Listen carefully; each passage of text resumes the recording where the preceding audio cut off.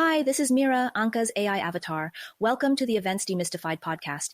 In this episode, we're diving into the complex world of event finance with our special guest, Jeffrey Mazza. Jeffrey is the CEO of Millstone Consulting Group and CFO of several events and hospitality companies, bringing over 20 years of experience in finance, investment, and public accounting to the table. Together with your host, 𝐂𝐚𝐻𝐿 Trifan, they will demystify the critical aspects of cash flow management, financial planning, and operational challenges that businesses face today.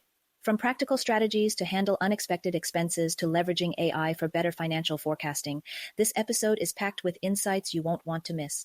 Whether you're an event professional, a small business owner, or just someone looking to enhance your financial acumen, this conversation will equip you with the knowledge you need to succeed.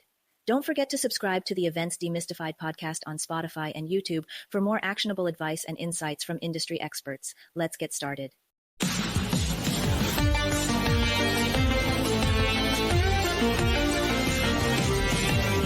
Welcome to Events Demystified podcast, where we explore and demystify the world of in-person, virtual, hybrid event AV production and technology by sharing insightful tips, tricks and tactics to make your events a success. This podcast is brought to you by treefanevents, a woman-owned boutique event production agency. And your host is Trifan, a technical event planner and producer with almost 2 decades of hands-on technical experience in event production.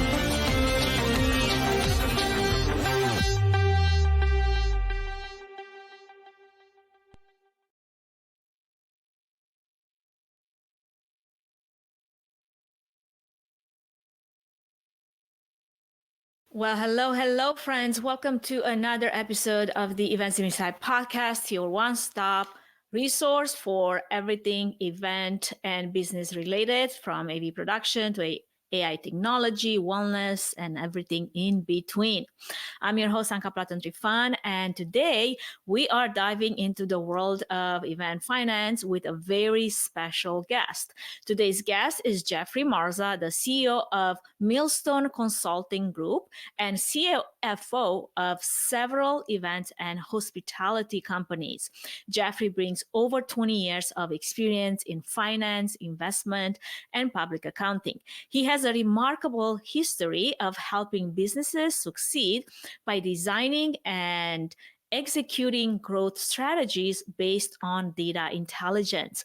His expertise in raising capital, financial planning and analysis, strategic partnership development, and team leadership has propelled numerous businesses to new heights. Jeffrey has also managed all financial and operational aspects of startups, showcasing his strong process improvement and problem-solving skills. And he's also actively contributing to the finance community through his roles in various professional organizations. Jeffrey's impressive career includes securing a $10 million in funding through an overseas capital roadshow, serving as CFO for a hyper-growth company valued at $150 million, and leading the outsourced accounting practice at a top 8 public accounting firm. Beyond finance, Jeffrey co-founded a food and music event company that performed at iconic locations such as Chicago's Navy Pier, Milwaukee, and Detroit. There's a lot to unpack there, and I can't wait to have this conversation with Jeffrey. So without further ado, let's welcome our guest in.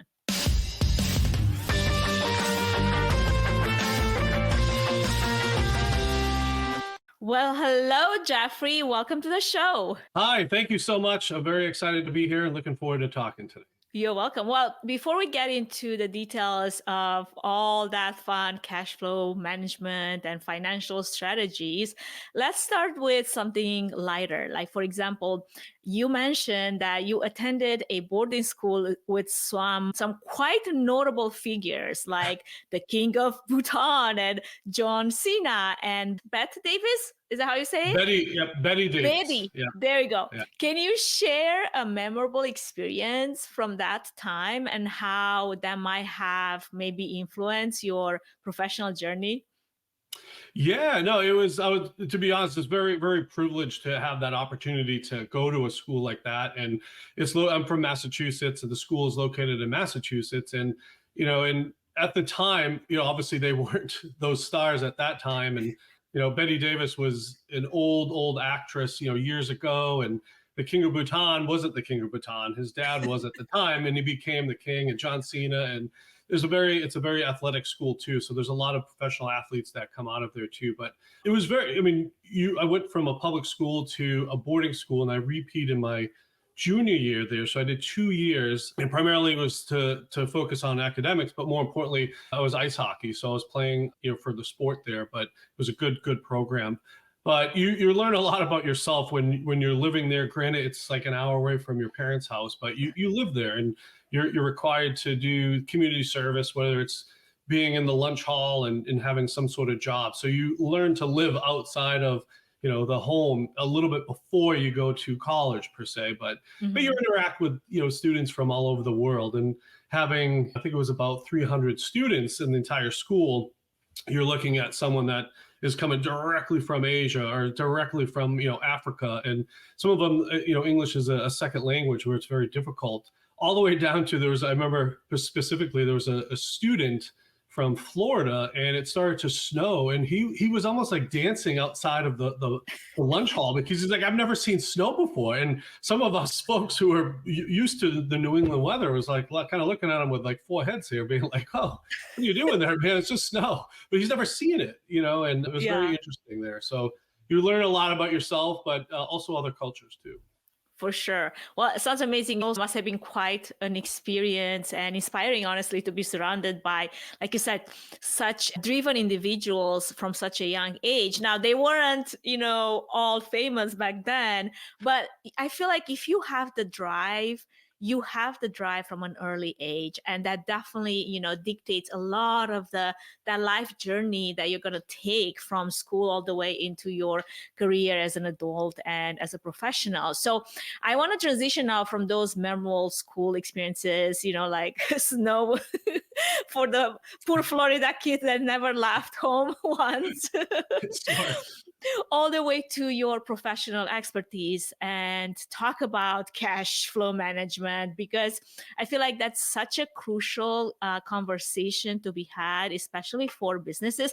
I'm a business owner myself, and one of the things that I had to have a conversation about with my husband, who's been an employee all his life, is like cash flow management. What does that mean? Why is it that there's, days when I'm doing really, really well, and the next day I'm like super worried, like it's the cash flow, like I need to take care of that, So if you're a business owner, and especially if you've been around for a little bit, that that's part of your vocabulary. And no matter the size of your business, that's always going to be something that you keep in the back of your mind. Now, especially for small businesses, and especially those maybe in event industry and whatnot, I feel like if you know how to manage that, if you know how to keep enough funds available to cover expenses, to pay your employees, invest in growth opportunities, then you're pretty good set for what's to come.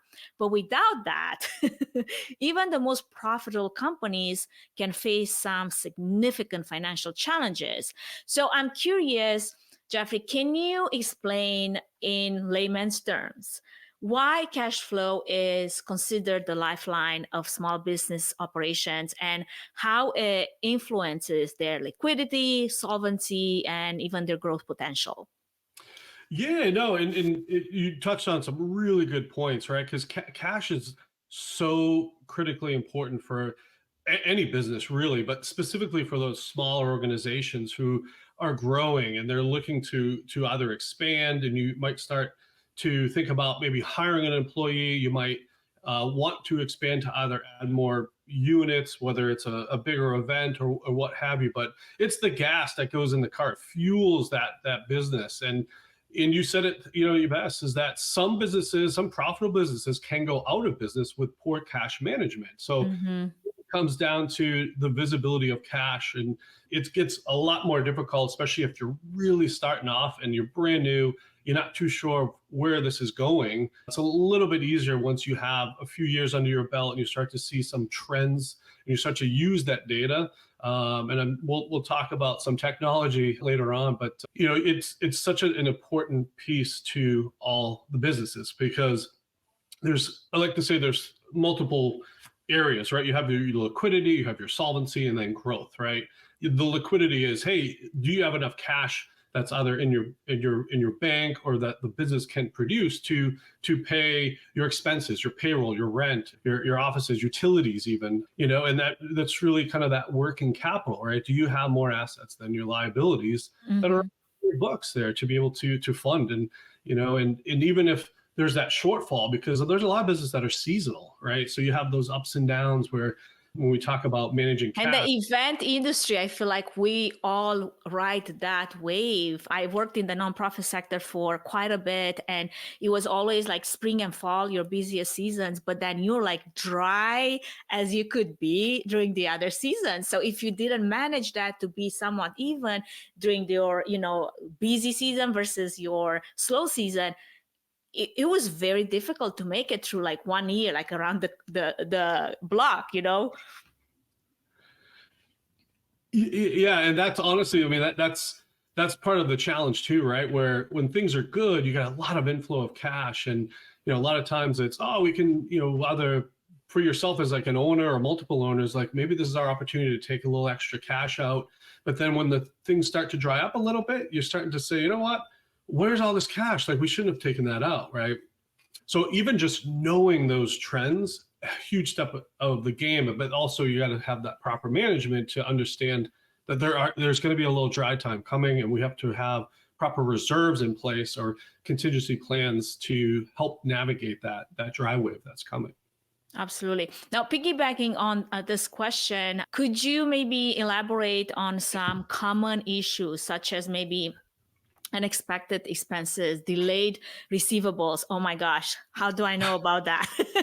Provide some insights on how small business owners, businesses can overcome these obstacles effectively in a way that doesn't impede their growth or even like them staying alive, right, in this market. Yeah, and it's especially in events, right? There's so many unexpected. I like to say, expect the unexpected, right? And it's just, it's going to happen. These things will pop up at some sort. So having that proper planning, being wary of these one-offs is a big step forward of knowing that there's going to be some times where you might not see it coming, but there's something that might happen. Either some terrible thing happens at the event or something breaks and you have to have a big purchase, but trying to have some sort of cash reserves is great. I mean, that's number one, is to have some sort of safety net there for those one-offs. Even as far as insurance, right? These could be external factors that we can't even see. I've done events where some of these are weather related. We had pre-sale tickets, but if it's really bad weather, like that's going to hurt your walk-ups. And right, we have proper insurance, and try to have those reserves too. But the delay receivables by far just they drive me crazy, because as you're looking at your AR saying, hey, this is expected cash that's coming in, realizing like, is all of that supposed to come in? And you might have to chase that and hound that, and that's part of the job. But it's trying to have even just terms, like what are those terms? Are they 7-day terms? The longer out you go, the longer that's gone, right? Or even if that cash is being sucked up in inventory of some sort, it's just holding that cash that's sitting there. So you really want to maybe just, you can almost do some incentives for early payment, even that could help, streamline that cash. Just trying to get that cash in that bank is number one. Well, here's one challenge that I see, like especially a lot of service providers like myself, right? We're in this business, and we've been in this business for quite a bit, and we enjoy it. We love it. Many of us are not here to make millions of dollars, because we're not. Would that be nice? 100% true. So like you work on terms normally, like right now it's anywhere between, net 30 to net 60, net 15, ideal, doesn't always happen. And you have this event and you have all these vendors that you got to pay many times up front. Most of those contracts, they're like pay on confirm, like, right? So the moment I confirm that invoice, I got to pay it up. Now, the event doesn't happen until like 6 months from now, 9 months from now. And I already paid these vendors. And then after the event, many times, like you're like, yes, I want its payment on the day of, but many times it goes into a 15 and to a 30, and to like the moment it gets past 30, you know you're in trouble, because I still have to pay my labor, I still have to pay a bunch of other vendors. So this constant, constantly being worried about cash flow is basically your biggest enemy running a business, and then what throws everything off that whole balance is just recently I had to deal with a client, and we're not going to say names, but we had a net 15 and it was agreed upon on contract, all of that. Net, like 75 days later, at this point, I'm like, there is no net. We're just so 60 days over what we agreed about, right? Yeah. We're still like having to beg for money. And that's where it really annoys the crap out of me, because we shouldn't, as professionals, put each other in the position where I have to now beg for what it was agreed upon, what the service we provided was worth. And that is one of the, I feel like something that's not discussed about. You don't see any LinkedIn post about how, you're struggling to pay your bills today because they are so late from what that was supposed to happen. Any advice for anyone dealing with that? Yeah, and it's such a common, problem, and definitely been in those situations too, where there's a lot of upfront payments, if not even on the day of the event, but even before that event. And sometimes if we're dealing with a big vendor for us or a sponsor of some sort, we require that payment up front to at least get some cash coming in to help alleviate some of those bills that we know are going to come due before that event, and any of that money that does come in as well. But for me, it's the proactive approach, and even knowing who those vendors are can help a lot too. Is that, if you are trying to collect this money from someone and they have a history of just bad payment terms, like it's almost like, doing the proper vetting. It's a little administrative work ahead of time, but it will help alleviate some of that, knowing, hey, this person pays on time all the time. You're more likely to get that money compared to someone who's struggling. We don't know their business even, and maybe they are going through some difficult times where they don't have that cash right now. And it's just like, we need that money so we can pay. So, trying to, accelerate the incentives for invoicing and just having those open conversations, even if someone can't pay and they're just dragging out, there's so many different games that someone can play, didn't get it, all that stuff. Because the check was lost 3 times in the lost. Mail. Yeah, it's like, you heard it all. My dog ate it. It's like, we get it, but the dog ate it. Yeah, or the cat. I mean, who knows? COVID. Everyone blames COVID, but I think right now we're way past the COVID part. But you'll be surprised. To me, it goes back to what you just said: open communication. If you are struggling for some reason or another, and you are obviously going through cash flow problems, and that whole forecasting didn't work so great, and we're all, in this together, right? At the end of the day, just say it. Like, I understand as a business owner, I go through the same emotions, ups and downs, and I have more empathy than someone that's just coming with all this. And then they get defensive. It's like, it's not our fault that we sent the check to the wrong address. I'm like, whose fault was it? Sure. It's not like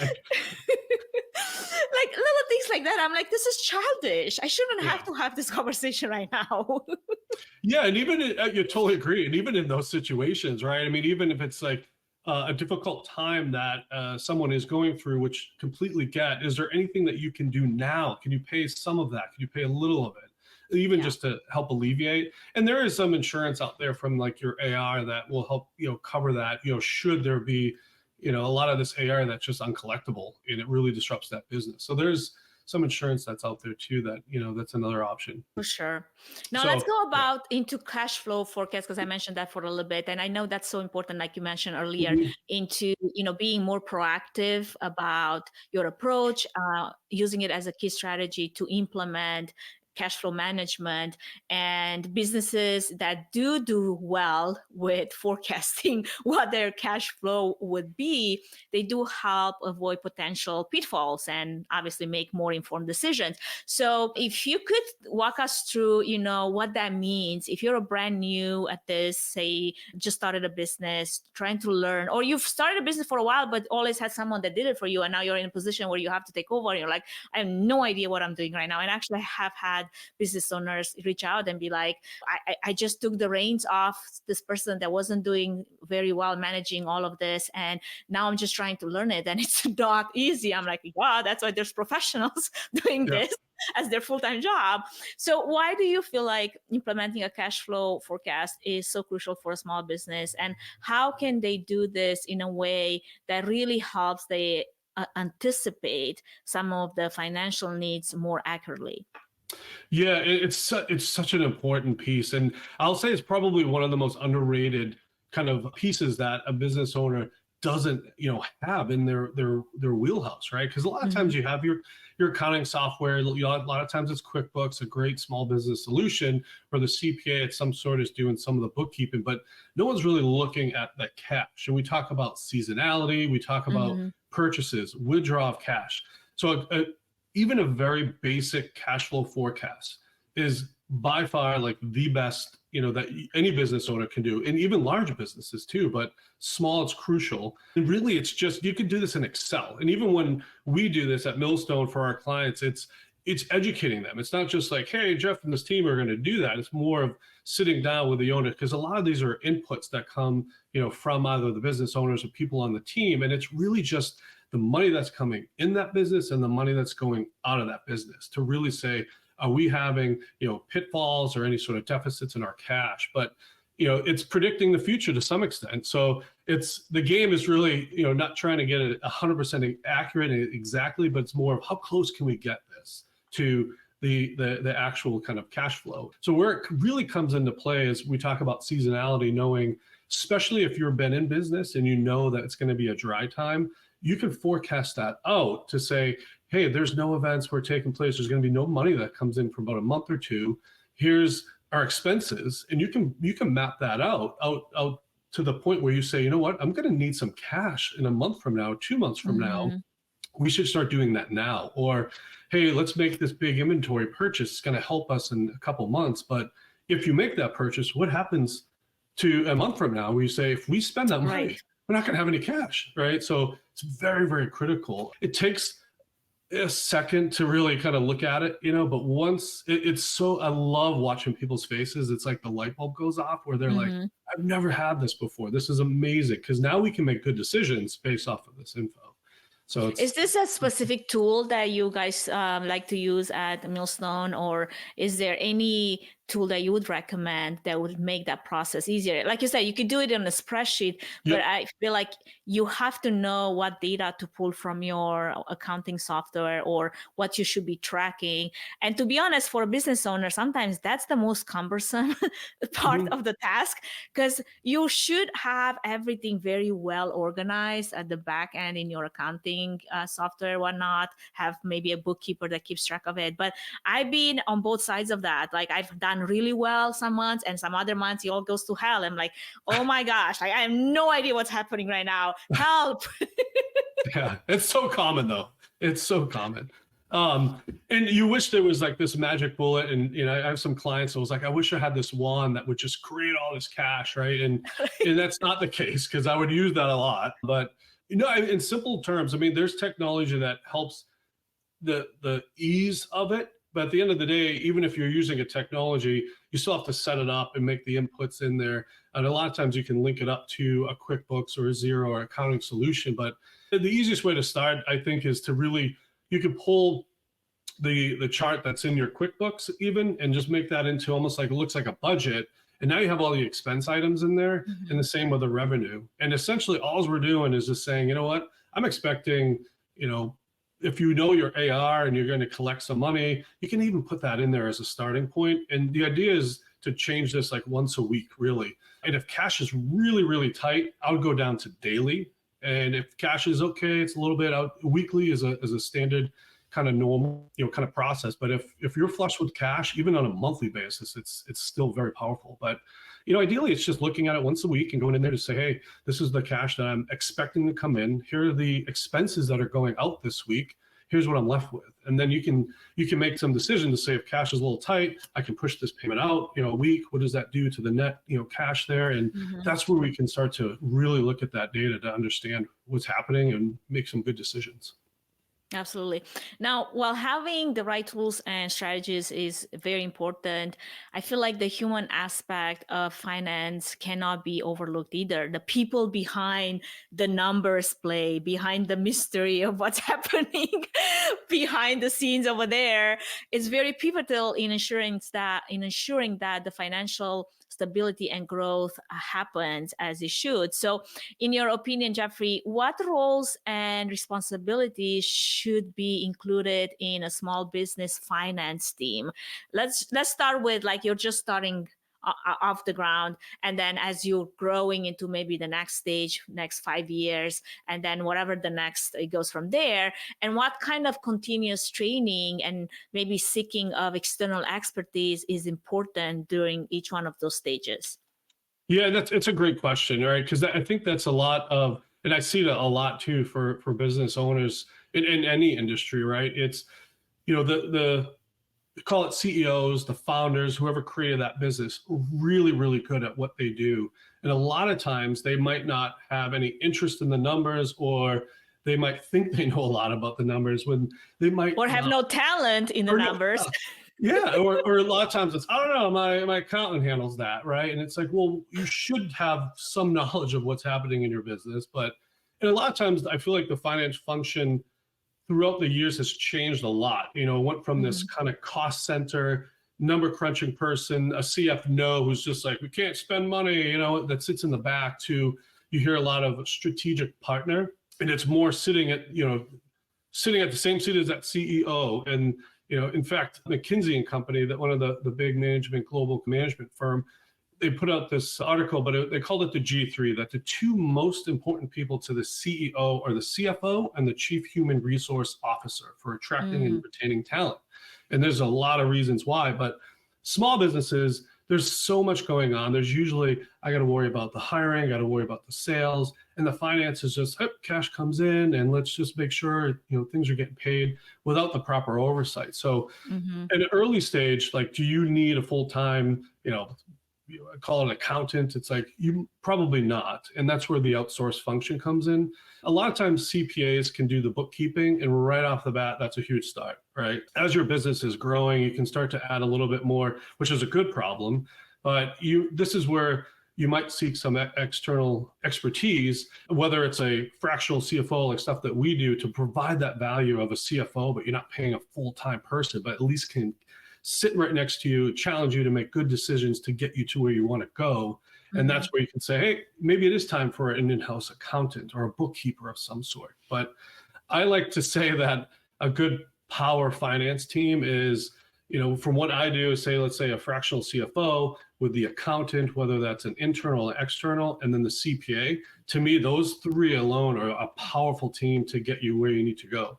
Because the analogy that I like to use too is, the bookkeeper or accountant, whether that's on your team or external, is like the nurse that comes in. They do all the checks, they check the vitals, they make sure that all the transactions are being booked. They're not prescribing anything, right? And the CFO is more of that doctor looking at the health of the organization. They are prescribing things. They're making sure that we're on the right path. And the CPA is more of that specialist that the doctor and the nurse are not doing. Like, hey, there's either an issue, well, let's go see that specialist. And the three of those people work very well together and are very powerful to get your business to where you need to go. So for someone that's a solo entrepreneur, say, because there's a lot, especially in the event industry, and I feel like it's just in general, it's become more of a trend.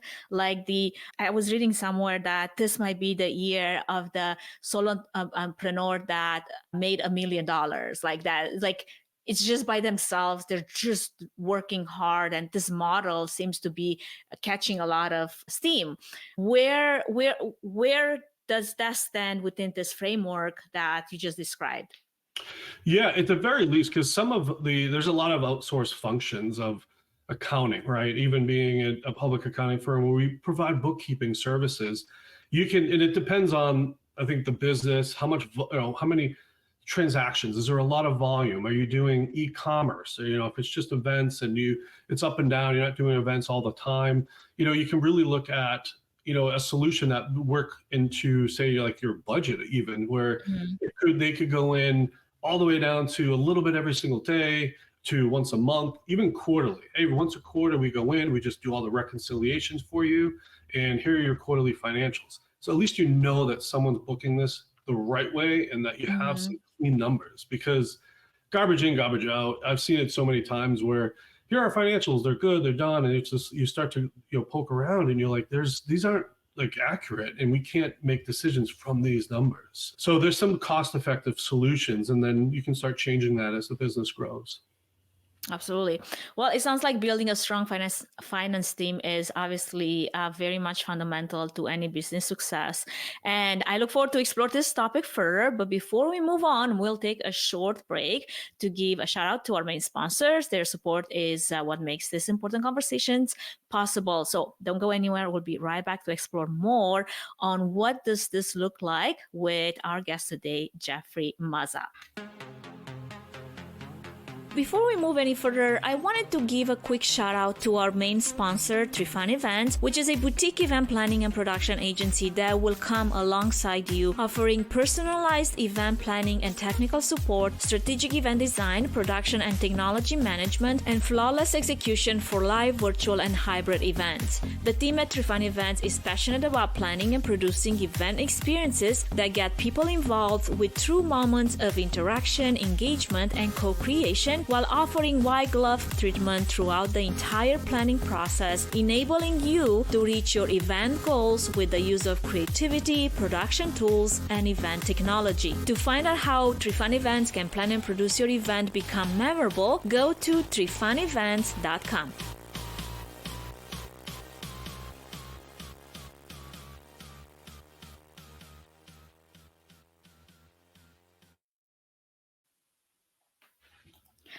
Welcome back, friends. If you're just joining us, we have Jeffrey Mazza, the CEO of Millstone Consulting Group and CFO of several event and hospitality companies, bringing over 20 years of experience in finance, investment, and public accounting. And we're discussing financial strategies for small businesses. As we just touched on earlier, building a strong finance team is fundamental to any business success. And even with the best team and tools in place, financial risks, however, are a reality that all businesses, especially the smaller ones, must contend with. They often have to operate with much tighter margins and fewer resources, making them particularly vulnerable to financial disruptions. So, to that, Jeffrey, how can a small business identify and prepare for this risk, and what steps should be taken to create a robust contingency plans that really tailors to their unique needs?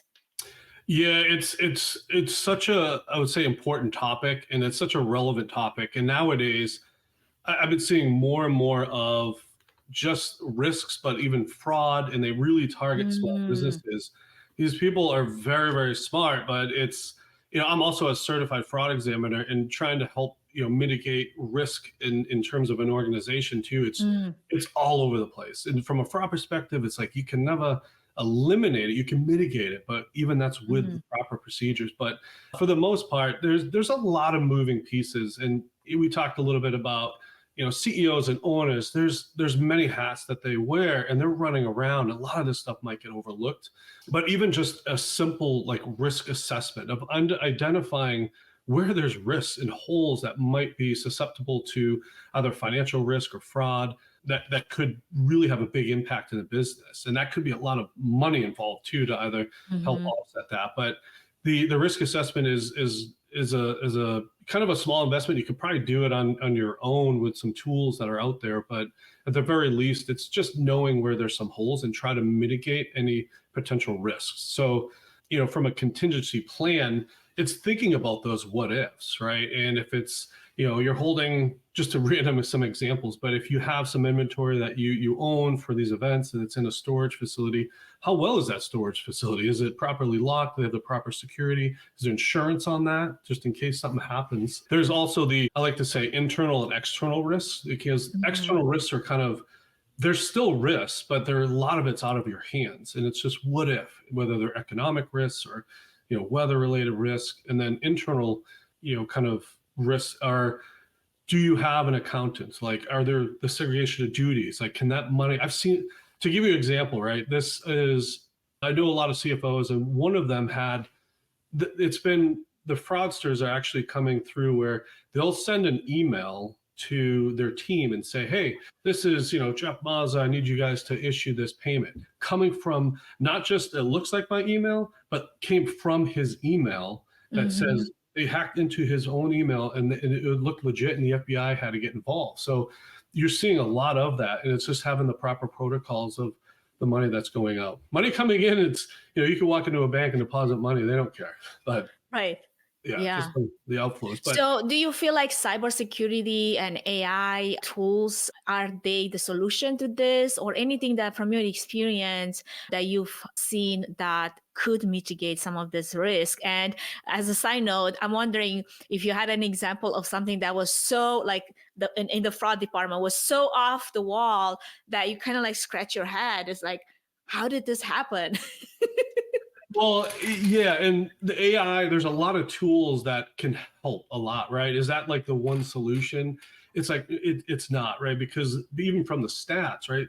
It's pretty mind-boggling that on average that, 5% of revenue is lost to fraud, right? That's a big number, right? And you can never 100% eliminate it. You can mitigate it. Proper training for your staff and just, some of the tools out there, but having, monitoring and reviewing, even if you do a risk assessment, you can monitor that, constant review. There are tools to help, kind of identify any risks, kind of to try to get ahead of it. And also just educating the people or your team, your staff, your employees is huge. Having a fraud risk policy, even just knowing that someone's looking, the eye in the sky is looking, and we care is very, very helpful. But yeah, in terms of some like these crazy stories, I mean, I've seen a few out there in terms of like that CFO that kind of got his email hacked. But even to the point where I was at one company, they were a promotional company actually, and you see even vendors, right? They hack into and create a vendor form. They send it in because they had tons of vendors. They're moving pieces. Looked real, and this was over time. A lot of this goes unnoticed for a little while, but yeah, they lost about $75,000 worth of just money going out the door, and obviously law enforcement came in and all that. But it's all, I mean, fraud happens so much, and sometimes you don't even know it's happening. And I say that because you can even steal time from the time clock. You might have an event and people are just leaning there. It's just like you're stealing. If you're lean, you can clean, right? So it's just, there's a lot. So it's just having that awareness. Absolutely. I think it was about 15 years ago. I was working for a production company down in LA, and I'm really, really good friends with the CEO, the owner of that production company. And they had this, situation that they were dealing with. And like you said, fraud can happen externally, but also internally. I feel like it's even more dangerous when it happens internally under your own nose and you're not even aware of it. So they had an accountant that has been with them for many, many years. And I think it was over the period of a 10-year that somehow it came down that they were able to track that there was so much spending happening on additional credit cards that this person opened in the business account, and she was running all the expenses on this, on the side.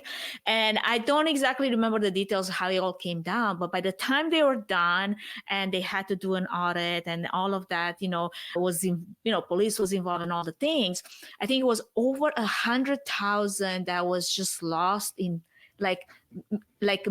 minimal expenses and some large expenses that basically this person was paying herself a completely new salary on top of all the things that she was getting, because she was able to do it in a way that was not trackable or distracting in any way, right? And for a small business, even though, we are doing very large events, that is very painful because, and especially if you're not the type of person that likes to get involved with the numbers, and they are so trustworthy that whomever they hire, they're doing a good job, and there's no oversight, there's no checks and balances of like let's do an audit, a monthly audit, to have an idea of what happens in the business, right? And I saw it with my own eye. It was painful. You know, it's I don't know. It was definitely something that no business owners wants to deal with and have to deal with, right? I mean, you can blame someone from the outside if they try to fraud you, but when it's somebody that's so close to you and you trusted them so well for so many years, I feel like that's very, very painful. Yeah, and it's sorry to have to like go through that, and it is, and that's such a great point, is that because a lot of times it is someone that you know and trust that's either been there for a while. They know, like, especially someone that has been there for a while or on your team or company, that they know what gets looked at and what doesn't get looked at. You know, a lot of times that happens, and it's such a good point, because other times that you see either a business owner, whether it's solo or they might have a team of 2 or 3 people, but the bookkeeper, the accountant is, oh, they got the books, I know and trust them. But to your point, yeah, they should have some sort of review or audit just to make sure, because you can never be too careful, and you can't really trust anybody. This is your money, you know, and it's very easy for someone, especially like, oh, they're not looking at this, so I'm gonna, maybe take 50 here, 100 there. And next, over time, that's a lot of money. Right? It is. It was a lot of money. money. Yeah, for sure. I mean, as you know, as a small business owner, it's not like I pay attention to every $5 that leaves the account, but I have a pretty good, idea of where the money is going. And I feel like when you have a lot of things going on, and especially in events, there's always a lot of things going on. Knowing that there's cannot be that type of oversight because you're spread too thin, you have to set up some kind of system in place to support your contingency plan in that, right? Because then that's when you're vulnerable to all kinds of attacks and threats internally or externally. And as a small business, growing, you cannot afford to lose money that way. You're going to lose money in other ways. But if you can mitigate some of the ways in which that's happening, I feel that that's how you can grow and you can be more successful. So wanting to touch on what are maybe some of the most critical aspects of financial planning that small businesses often you see that they overlook, and how can they address these areas to ensure that there's stability and there's growth? Yeah, and again, there is a lot of moving pieces, and any business owners day to day, but also up in their mind, it's just a lot of this stuff just gets overlooked. But just even just the proper risk management, right? Understanding what are those risks is a huge step forward. It's just saying what if, right? Scenario planning, and when we talk about financial planning, what if scenarios, even just, as we like to say, there's the best case, or base case, and worst case, right? And the best case, like, this is great, that's awesome. And then, this is more likely going to happen. And then a worst case, right? Even just having that info of, if something does happen and it's a worst case, like, you're aware of it, and you're not just kind of, a deer in headlights, like shocked of like, what happened here? So that's huge. The cash flow forecasting, right? Knowing that even with those scenarios, what does my cash impact look like? So you're prepared for either, good times or the worst case scenario ahead of time. And even just the scenario planning can be very, very big. And I've seen it very, very powerful, where you are expecting either an event, right? And some of the stuff that we were doing in the past was very weather related. We had a lot of pre-sales, but we really didn't know until literally a couple of days, if you're looking at the weather there. So we kind of planned and did some scenario planning that, should the weather stay, kind of crappy out there, then what does our outcome, look like? And we were prepared for that. And luckily, we navigated some of those. But it's really taken the moment to take a look at all, aspects, because as you are trying to grow too, you're looking at whether it's the events that you have kind of lined up, looking at the outflows of cash and what you might need, but you also want to grow too. And these are for-profit businesses, right? These aren't not-for-profit. So trying to make some money as well, whether that's making money by not losing or spending money is one way too. Absolutely. So preparation and contingency planning, indeed vital for navigating some of those uncertainties that a lot of businesses face. Then having a clear plan that allows to respond quickly and effectively to unexpected financial challenges, ensuring that the business remains resilient and adaptable. Also, from what I heard you say, is also ensuring that small businesses focus on the critical aspects that can really enhance their financial stability and growth prospects. And as we discuss now the importance of strategic financial planning and effective cash flow management, I feel like it's also important to bring to the forefront and consider some of the technological advancements that we are living as right now that are really reshaping a lot of those processes. So looking to the future, AI has transformed many industries, including finance, as I'm pretty sure very much aware of it. So with its ability to analyze some large data sets and predict trends and automate routine tasks, in my experience, AI has been a powerful tool for a lot of productivity, things that I do, a lot of the things that I plan and I produce, but also it sounds like from your experience, it really helps enhance the financial planning and the cash flow management that we just discussed. So how do you set the role of AI evolving in the financial planning and cash flow management for a small business that might be a little like unsure if that's the path that they should take? Yeah, I love it, honestly. I love the technology that is out there now, and even just what's coming around the corner that is yet to even be developed, right? Mm-hmm.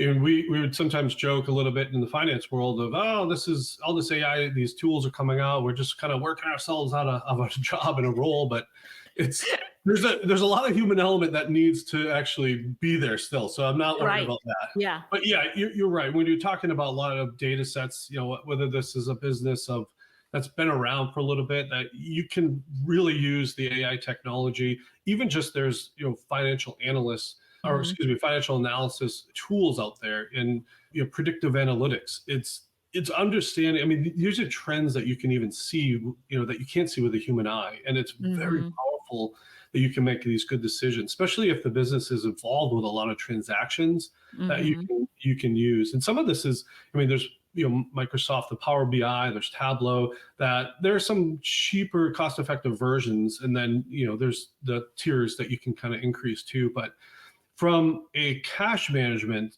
solution, we talked about simple forms of Excel, right? And there's a lot of tools out there that you can link it to, call it your QuickBooks or your zeros in your accounting software, which is even more helpful and a lot easier to use.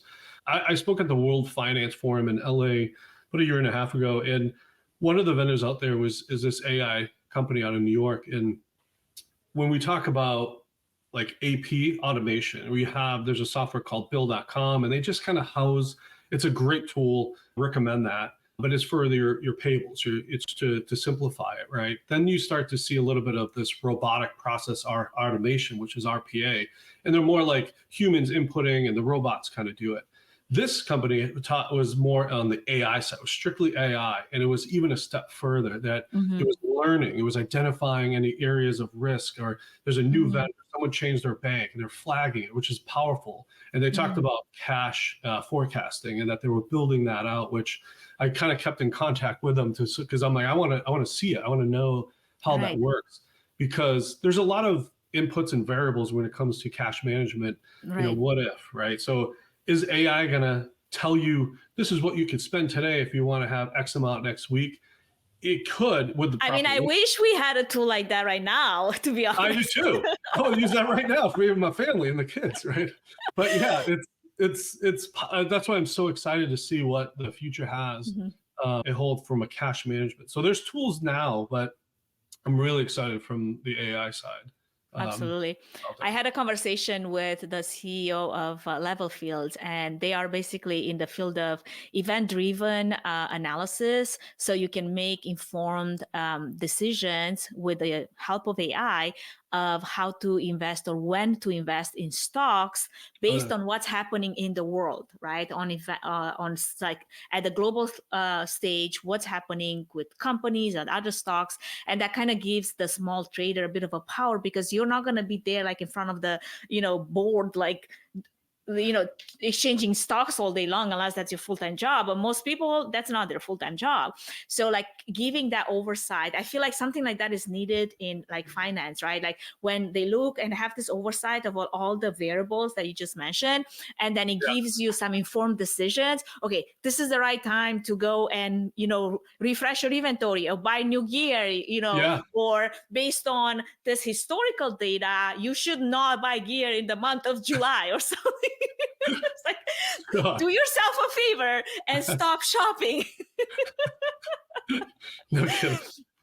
But even at the most basic level, I love AI because even if you're, don't have those AI tools or knowledge of what is out there, you have heard of ChatGPT. So here's one example. Like I was running an expense report for some of the travel that I was doing for events.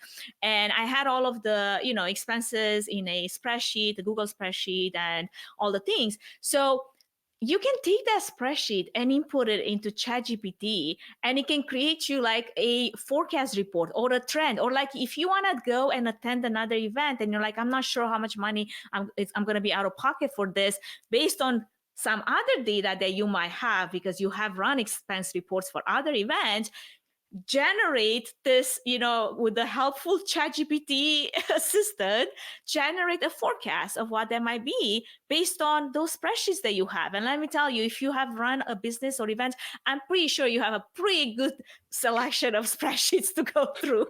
Sure. There's a lot of them. That's for sure. Exactly. Well, it's for sure. It sounds like AI is definitely a game changer, but we're not definitely quite there yet with all the tools. And I'm looking forward to see where that will take us, right? And to see all the advancement. I mean, it has happened very fast in the last 9, 12, 18 months. I can only imagine that if we were to have this conversation again, Jeffrey, like next year, we will be talking a completely different thing, right? Like completely different ball game changer. Now, let's touch on significantly something different, but equally important topic, which is something that it's important just because we are living in a world that feels like is moving as a breakneck speed. And while, the importance of financial planning is important, the effective cash flow management is important, it's also important to consider how we are keeping ourselves healthy. And for me, wellness and well-being is an investment. It's almost like how you financially invest into your business. You also have to invest into your own self to be able to operate that business that is there to be operated. So as a business owner, as an entrepreneur, what is your perspective on the importance of mental, physical fitness in maintaining a successful career, especially with the demanding, environment of being in the event industry, being in a financial? I feel like anyone that's been in financial, they have lost sleep over that because it's not easy to, not think about all the variables. Yeah, I think it's extremely important. And I've learned that throughout the career as well. The proper kind of, health and maintaining your own health, but not only from the physical well-being, but your mental side of it too is extremely powerful. And even being in events, I mean, it's time consuming. It's physical. You're usually on your feet a lot, and multiple days beforehand, there's just a lot of planning. And then the day of event, is stressful as it was. And all the way down, because one of the events that we were doing it was 3 days, and it was just all day, and you're going there early and staying late, and you're just running around. But you bring in 3 pairs of shoes. They could be the same shoes. Even just putting on different shoes, the same shoes, it's easier on the feet, and it was just like, it's just crazy. So, but even as we are, kind of getting older too, just, it's not the same as we were in our 20s, but, even down to, having the good sleep habits. And, a lot of people I know are I'm done drinking alcohol even. And it's just, there's so much power in that, just from a mindset, but also just your physical well-being, because you can make good decisions, right? You're less stressed. You're more aware and awake, and less setbacks, I guess, Absolutely. Yeah. So it's very powerful. And nutrition and drinking water, especially on those long event days. Because let me tell you, like 50,000 steps on a day like that, it's easy going. Like it's going to happen. And if you're outdoors in the summertime or something and it's warm, then yeah, you need to drink extra water too. Absolutely. Well, thank you so much for this time together, Jeffrey. Where can our audience connect with you and learn more about what you work on, your project, maybe ask for help on any of those things that we mentioned, cash flow management, forecasting, all the things that involve money? Because I mean, it's kind of like that's our, it's our second middle name, like money, money, money. Yeah. Always thinking about that, right? It's so important, and it doesn't even like it's so industry agnostic. Like any business, whether you're the big businesses have different kind of cash problems where they could be acquiring businesses, right, and payroll, all that. But it's very, very important. But yeah, folks could go to the website, which is millstoneconsultinggroup.com, millstoneconsultinggroup.com. And I actually created it's a free handout, but if you go to millstone consultinggroup.com/cash flow, I have a sheet that's 5 ways to keep more money in your bank, and it's a free PDF. So if you're welcome to kind of go and plug in your email and we'll get it sent to you. But it's just some helpful tips that find very beneficial. Absolutely. We'll have those links in the episode notes. So everybody that is interested to figure out where their cash flow is at and how to make it more efficient, they can download it. Well, Jeffrey, thank you so much for sharing your expertise with us. It's been a pleasure having you on the show. Well, thank you. Yeah, I was really excited to be here and happy to share the background and some of the key tips here to help people. So thank you so much. Thank you. All right, friends. In closing, thank you so much for tuning in. I hope that today's conversation with Jeffrey has really inspired you to unlock the secrets of effective cash flow management. Also, a huge thank you for him being part of the show. Huge thank you to our sponsor for today's episode. And in line with that, I would like to remind everyone about our upcoming AI courses that are found on Trifan Events website. Our next micro course is scheduled for June 28th at 11 a.m. Eastern Time, and is crafted for event professionals that are aiming to harness the power of. This course really provides you with the understanding of what AI can do for you, but also goes beyond that. It's a practical dive into using AI to transform how you plan, market, execute events in the most effective manner. For more information and how to register, please visit the website. Also, we have one more episodes coming out this month before we kick off our brand new season in July. And the season is called Event About It, as in vent about it. It's a new series that will be your favorite guilty pleasure over the summer. I will be co-hosting this with a co-host. Megan Martin, my good friend, will be my co-host for this season. It's the first time when I actually have a co-host. That will be interesting to see how that goes. But our plan is to dive into some of the confessions that we are receiving as we're speaking right now. And it goes into stories of disasters, but also stories of triumphs. We are looking for hero stories as well as war stories. So if you have any of those stories that you want to share with us, and you can do it completely anonymous, because we all know how it is to work in events, we will love to hear from you. I will make sure that there is a form, there's a link in the episode notes, so you can fill that out and share as much as you please or as little, as long as we have something to talk about and input our thoughts on how we would have handled that situation. So whether you're an event planner, an AV pro, or just loves a good story, I hope that you will tune in and walk away with valuable tips and insights. So don't miss out. It is our kickoff in honor of our 5-year anniversary. It will be fantastic. And lastly, don't forget to follow us on all of our channels for updates on future episodes, industry insights, and how to connect with our guests. We're here to keep you ahead of the curve in the ever-changing world of events. And with that, thank you for tuning into Events Demystified podcast. I'm your host, 𝐂𝐚𝐩𝐭𝐞𝐫𝐬 Trifan.